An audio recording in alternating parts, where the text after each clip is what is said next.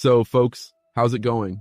A lot of people are complaining that Squid Game Season 2 didn't quite hit the mark, or to put it simply, it didn't fully satisfy the majority of viewers. Now don't get me wrong, it was entertaining, the screenplay was tight, and the new games were fun to watch. But if we compare it to Season 1, the spotlight seems to have dimmed a little for Season 2.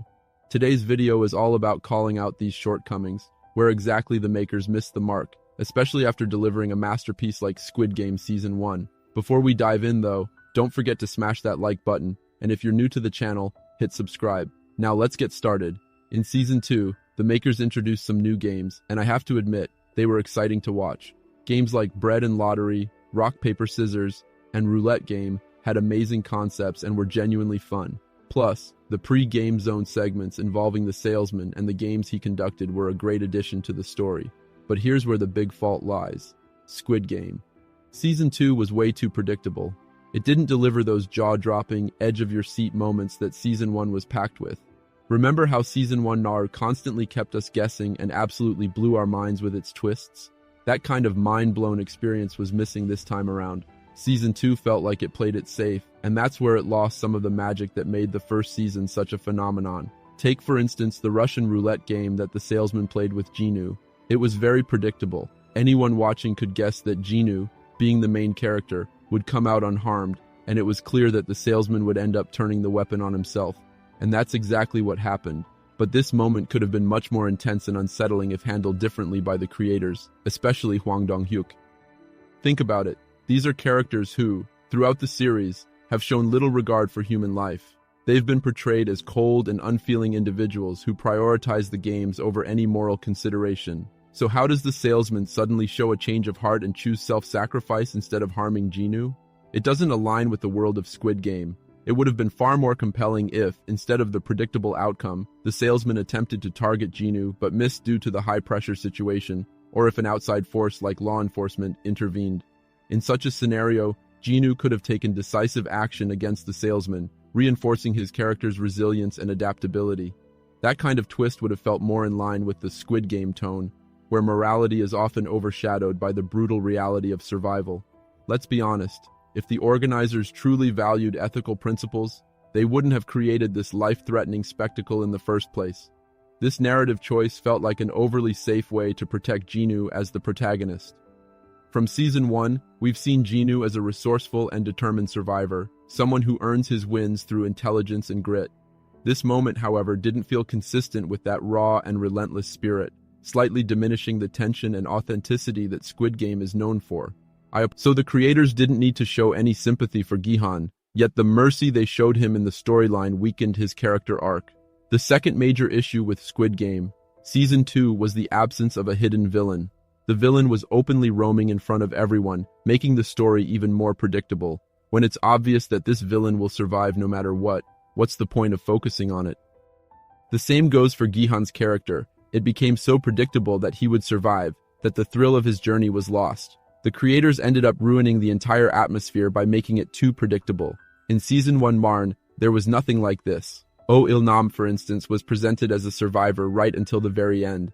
Not only did he earn our respect, but his survival story felt authentic. And when his truth was revealed in the end, it turned out to be one of the best counter moves. That moment was so impactful that it shook us emotionally, realizing that the thief we were searching for all along was right in front of us. In contrast, Season 2 not only reveals the villain from the start, but it's also clear what they're going to do next. This killed the suspense and emotional connection, which were the strongest elements of Season 1 What I mean is, imagine if the makers had introduced a twist where the frontman himself was betrayed and killed during the games. That would have been a standout moment for the series. Why? Because as we discussed earlier, the games are meant to have no morality, no soft angles. Yet the show consistently presented soft moments to save its two main characters, breaking the very rules it had set for the Squid Game universe. The makers established the game's brutal and unforgiving nature, that there's no mercy. Even in Season 1, Oh Il-nam came close to death during the Dalgona game. If Gihan hadn't used the clever technique of licking the honeycomb, Il-nam would have died. The first season presented the Squid Game as the ultimate survival game, with no leniency, no moral values. Break the rules, and you die. But in Season 2, the angle was softened significantly, which took away the raw edge that made Season 1 iconic. Now imagine if they had shown the frontman being killed by the very organizers of the game. That would have added a mind-blowing layer to the story. It would have been an easy plot to execute too. There could have been someone within the volunteers or staff who despised the frontman. Maybe they were irritated by his strict behavior, envious of his high-ranking position, or resentful of his fame. For example, the Black Mask Man, who managed law and order after the frontman, could have secretly been organizing illegal organ trades within the games. To hide his actions, he would have avoided detection by the frontman. Then, in a shocking move, he kills the frontman to carry on his organ supply operation freely and without fear. This twist would not only make the Black Mask Man a compelling hidden villain, but also create unexpected sympathy for the frontman. Suddenly, the frontman, despite being strict and ruthless, becomes a character we connect with emotionally because of his betrayal and demise. Such a dynamic would have added depth and elevated Season 2 significantly, and from here, Squid Game. Season 2 could have delivered a raw and shocking twist. Imagine if, after killing the frontman, the Black Mask Man revealed himself to be even more cruel and ruthless. This would have made viewers wonder if he would also kill Gihan at some point. That lingering fear of an unpredictable and merciless villain, just like in Season 1, would have kept the tension alive. The purpose of the games would then shift, reflecting the greed of this new villain.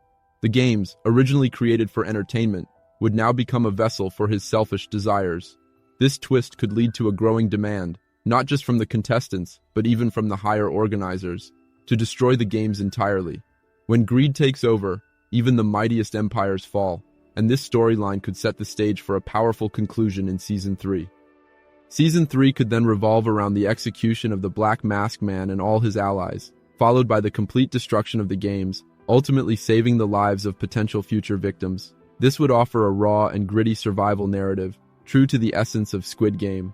Alternatively, the show could take another angle. What if the frontman didn't evolve directly, but introduced a secret candidate into the game, someone shocking and unexpected, much like Oh Il Nam in Season 1?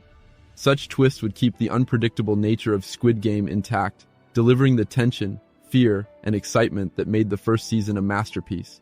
What if they had introduced a candidate like Number 01, but gave them a similar weak and fragile persona, just like Oh Il Nam? A character who would automatically gain everyone's sympathy and even become Gihan's trusted ally.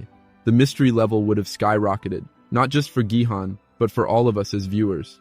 Then, at the very end, when Gihan appears to be winning against all odds, the frontman would reveal his trump card, the very candidate who had been right in front of us the whole time, but hidden in plain sight. That twist would have been mind-blowing, leaving both Gihan and us completely stunned.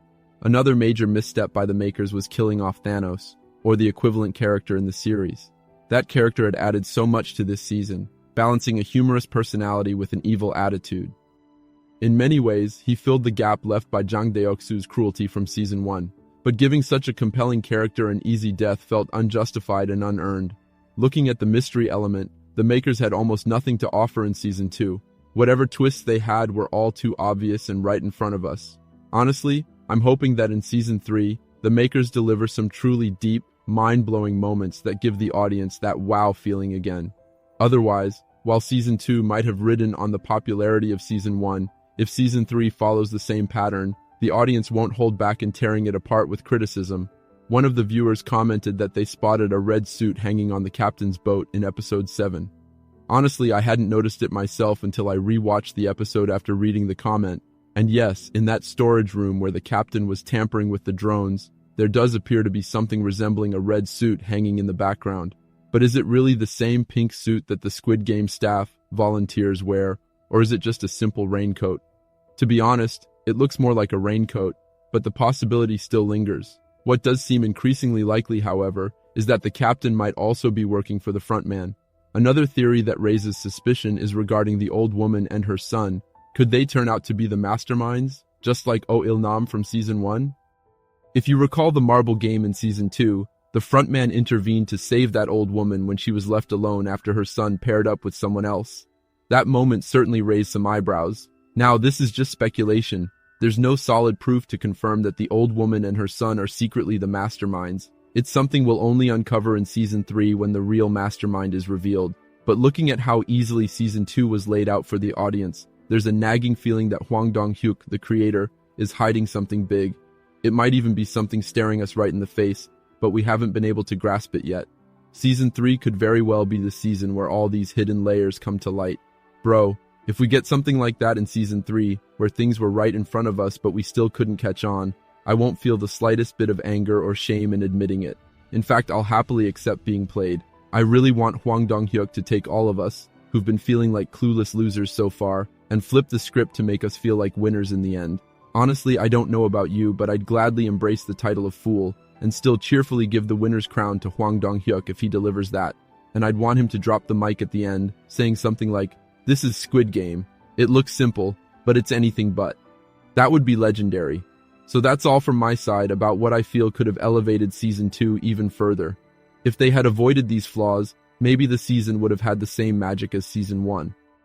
But what about you? Did you notice anything missing or feel there were shortcomings? If you didn't find any issues and just enjoyed the show, that's great too. No problem there. But let's be real. The majority of people felt that something was off, and the same limelight that Season 1 had just didn't hit the same way here. Do share your thoughts, experiences, and opinions in the comments below. I'd love to know what you think. And if you've made it this far, I assume you liked the video, so hit that like button. And if you're new to the channel, don't forget to subscribe. Let's talk more in the next one.